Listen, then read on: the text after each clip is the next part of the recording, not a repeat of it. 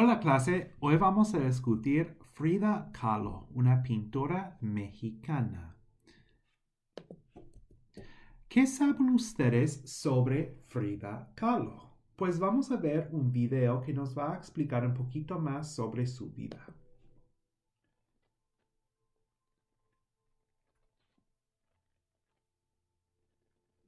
Coyoacán, Mexico, in 1907, in La Casa Azul, a tiny blue house where she lived most of her life. By the time Frida hit age 6, she contracted polio, which caused her to be bedridden for over 9 months. But that didn't stop her. In school, Frida was known to be very outspoken and brave. Her dad was by far her biggest champion and encouraged her to play soccer, swim, and even wrestle. Of course, at the time, girls were not known to play sports, let alone wrestle. Unfortunately, due to copyright reasons, I can't show the whole video, but I'm going to leave the link right here, so click on that, and please do watch this through. She's a fascinating person, ¿no? ¿Qué saben ustedes sobre Frida Kahlo? Pues aquí hay algunas de sus pinturas. ¿Y qué cosas anotan ustedes? What do you guys notice about her pictures? About her technique, ¿no? Siempre se habla sobre sus cejas, ¿no? Es muy conocida por sus cejas. Cejas. Y muchas veces también tiene lugares naturales. Por ejemplo, aquí con un mono también. Colores vibrantes. También aquí vemos a ella como venado. Como venado, ¿no? Una vida con mucho dolor. Y esto tal vez es su pintura más poderosa. Se ve que esto está en Detroit. Esto pasó en Detroit porque su esposo, Diego Rivera, estaba trabajando en Detroit para pintar para la compañía de Ford. So you see the factories in the background, right? So Henry Ford contracted him to paint murals. And Frida had a miscarriage there, and this really marked her entire life. Pues hoy la Casa Azul, que era la casa de Frida Kahlo, es un museo que contiene su arte. So I want you guys to go online and find the following information. ¿Dónde está la Casa Azul? Pause the video if need be. Go find this online. ¿Dónde está la Casa Azul? Está en Coyoacán, Ciudad de México. Coyoacán es un barrio. Ciudad de México es más o menos se ve así. Coyoacán está aquí, ¿no? In Mexico City, they have what are called delegaciones. Delegaciones. It's kind of like the idea of boroughs in New York City. Like the 5 boroughs of New York City, of course, are the Bronx, Brooklyn, Queens, Manhattan, and Staten Island. Mexico City has delegaciones, and I think there are 14 of them, I'd like to say. ¿Cuándo vivieron Frida y Diego en la casa? ¿Cuándo? Pues tenemos aquí, ¿no? De 1929 hasta 1954. ¿Cuántas personas visitan la casa cada año? ¿Cuántas personas visitan la casa cada año? Más de 200,000. ¿Quién era el primer director del museo? Because now the Blue House is actually a museum, and you can go and walk through and see her paintings. ¿Quién era el primer director del museo? Carlos Pellicer. ¿Pellicer? Sí. Carlos Pellicer. ¿Qué color es? Es azul, tonto. Obviamente es azul. ¿Por qué no visitamos? Vamos, pues, vamos a la Ciudad de México y vamos a visitar la Casa Azul. It's really worth it. It's a beautiful place. Pues estas son las palabras interrogativas. Esto es cómo se hace preguntas. Pues abre los libros a la página 111 y hay muchas palabras diferentes y algo muy importante que recordar. If these words are used in a question, they must carry an accent. Always, always, always. So there's no perfect way to learn these except to practice. So that's what we're going to do starting right now. ¿Está bien o mal estas frases? Bien o mal? So as you'll notice, some of the words we have here, and let me flip over actually to the textbook, which I have somewhere. Disculpa. It was about this time that she saw... That's not what I wanted to do. Let's go to the textbook, right? So some of these words, when they're plural, they must agree if they're plural, right? So, por ejemplo, cuántos tomates. Tomates is masculine and singular, so masculine and plural, so it must be cuántos. Cuántas peras. Peras is feminine and plural, so it must be cuántas, right? So you have to be careful with some of these because some of them don't change, like como or cuando or por qué. Some of them only change plural and singular, like quién y quiénes. So quiénes is used for if you're asking about plural people, multiple people, right? Cuál and cuáles. Some of them have different forms, like donde, where, a donde, to where, de donde, from where. So we're going to practice a bit so you can start learning the ins and outs of these. So I want you to look over these sentences. I want you to pause the video. Ve la lista en la página 111 y dime si las frases están bien hechos o mal, ¿no? Bien o mal. And if they're bad, if they're poorly formed, I want you to fix them. So pause the video now. Muy bien. Okay, vamos a continuar. Pues aquí tenemos cuántos, right?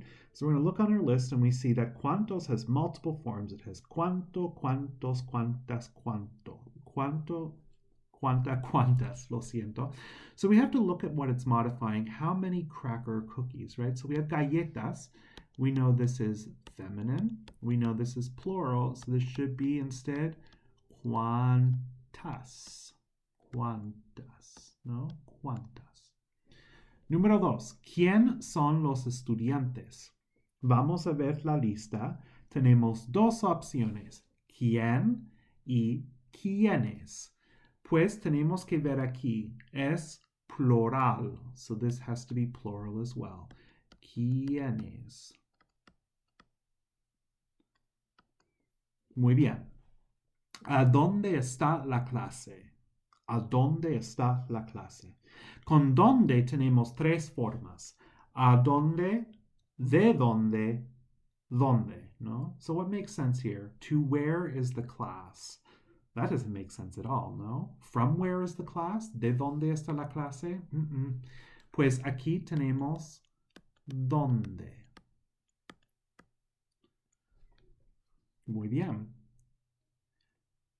¿Cuáles pregunta es más difícil?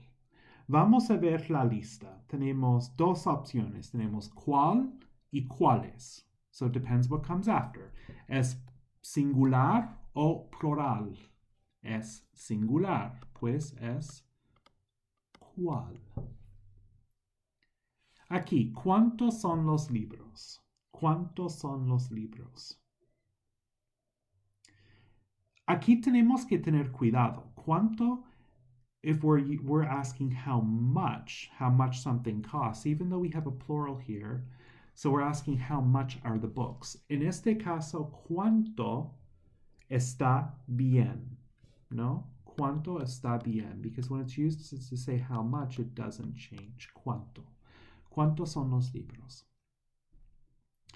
¿De quién está en la casa? Pues con quién tenemos quién y de quién. Who's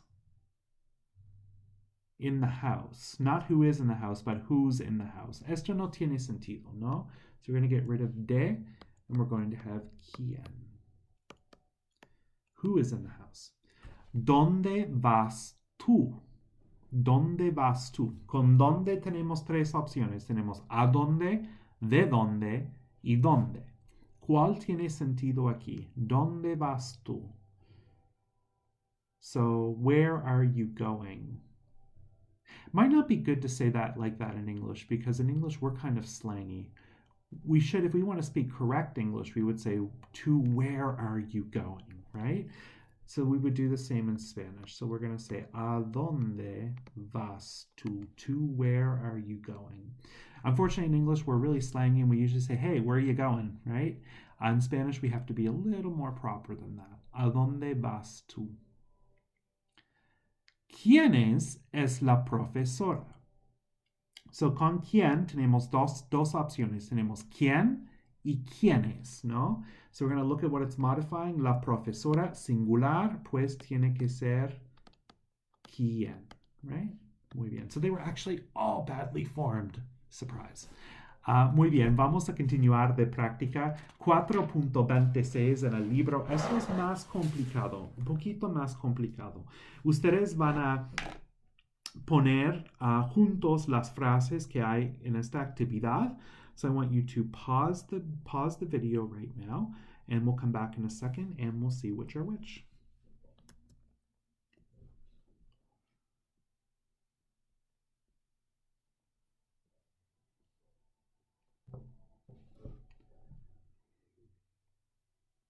Muy bien, vamos con la primera. La pregunta es, ¿cómo estás? ¿Cómo estás? So we already know that one, right? ¿Cómo estás? We're looking for bien o mal or something like that, right? Y esto va con de. And this isn't going to work here. Let me pause this video and I'm going to put this in my OneNote. Muy bien. ¿Cómo estás? Pues de. Muy bien, gracias. Vamos a poner número 1 allí. Muy bien, gracias. We're going to cross it out so we know it's no longer an option. Número 2. ¿A qué hora es tu primera clase? ¿A qué hora es tu primera clase? So we have hours. We know we're looking for a number for time. We have two options, no? We have 3 o 4 a las 9 de la mañana. So we're going to take our cue from the preposition. We have a qué hora, right? We have a las 9. Pues esto es número 2. Pues ya no es opción. Lo vamos a cruzar. ¿Dónde prefieres estudiar? ¿Dónde prefieres estudiar? Aquí estamos buscando un lugar. Where do you like to study? We're looking for a place, right? Here we have the gimnasio, the biblioteca. Do you probably study in the gimnasio? Not really. $500 no tiene sentido. A mí no me gusta. A medianoche, español claro.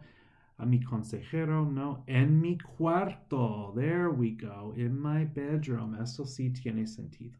En mi cuarto. Muy bien.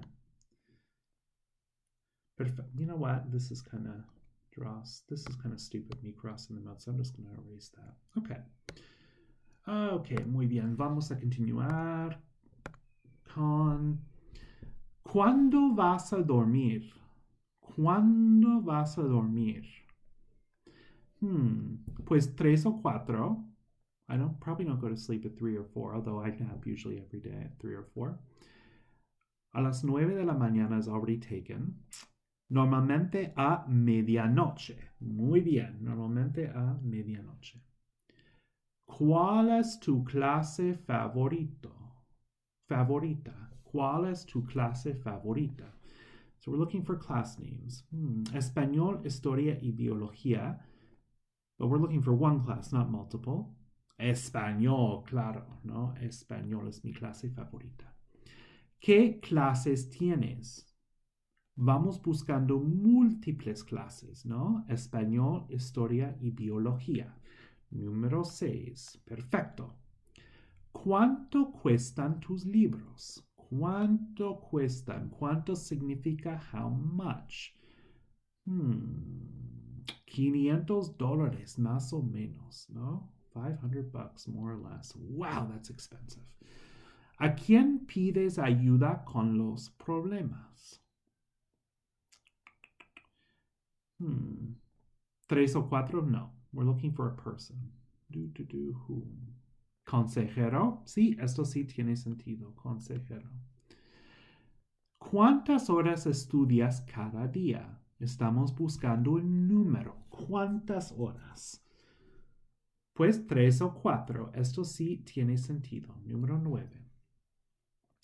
¿Cómo es la comida en la cafetería? Tenemos dos opciones. ¿Voy al gimnasio? No. Bueno, a mí me gusta. Esto sí tiene sentido. ¿Qué haces después de las clases? Voy al gimnasio, a la biblioteca. Muy bien. Pues esto es, ¿no? Pues vamos a hacer 4.27. So in the preceding page, it gives you the difference between que and cuál. Que and cuál. So I want you to have a quick look over this and try to answer these questions as best you can, selecting between que and cuál.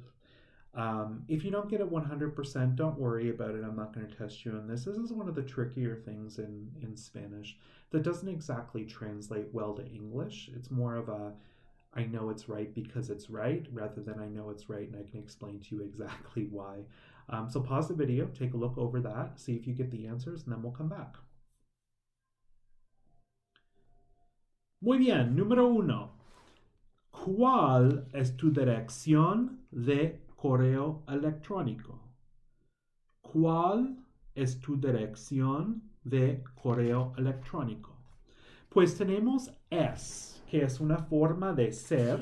En la página anterior dice, when followed by the verb ser, use que to ask for definition or explanation. Use cuál to ask for specific data or a piece of information. So this is data or a piece of information, which would be cuál. Número 2. ¿Qué es una manzana? ¿Qué es una manzana? So use que with ser to ask for a definition or an explanation. Número 3. ¿Qué estudias? ¿Qué estudias? When followed by a verb other than ser, use que to ask about a general choice. So, ¿qué estudias? What do you study? Número 4. ¿Qué postre desea usted? ¿Qué postre desea usted? Use que about a general choice or use cuál to ask about a choice among given options. So here we don't have options. We have postre. For example, if I had said que, cuál, I could say cuál quieres? Pastel o torta, right? Which do you want? The cake or the pie? Pastel or torta? But here we're not doing that. What we're saying instead is which dessert do you prefer?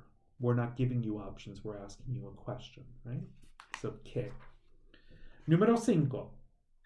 ¿Cuál prefiere? ¿El helado de chocolate o el de vainilla? And here we have a great example. ¿Cuál prefiere? I'm giving you a bunch of options. You're telling me which you prefer. So like I said, if you don't get that 100%, the difference between que and cuál, that's okay for now. Don't worry too much about that. I'd rather you focus on the rest of the interrogative words. And to that end, I want you to go to 412, 413, 414 in your workbook. You are prepared to do them and you will rock them. Bueno, I'm going to put up some links for further explanation if you need it in some different words. That sometimes helps. And down below this video, you will see some practice questions that you can do on other websites as well. I encourage you to go ahead and give those a swing. That's it for today. Hasta mañana.